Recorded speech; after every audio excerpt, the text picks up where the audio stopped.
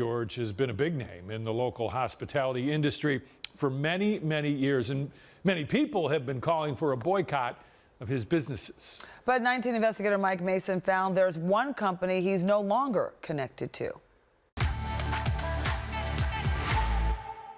Did too.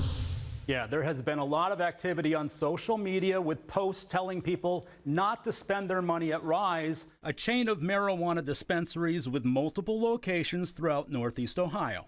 While Bobby George did help Rise get off the ground here in the Buckeye State, we confirmed he is no longer connected with those dispensaries. Rise is a subsidiary of Green Thumb Industries, or GTI. In 2018, GTI issued a press release that acknowledged Bobby George as a partner.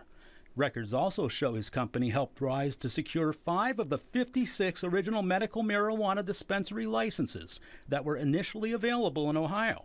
After 19 Investigates broke the news of the criminal charges against George, we reached out to Green Thumb for comment. A spokesperson told us, Bobby George is not a partner of GTI Ohio and has no ownership interest or operational involvement in Rise Dispensaries and Green Thumb Industries. He has not owned equity in GTI Ohio in years. Meanwhile, 19 Investigates is also looking into the nurse listed on George's arrest warrant. George is the co-owner of Live, a wellness clinic in Ohio City that employs a doctor and nurse practitioner.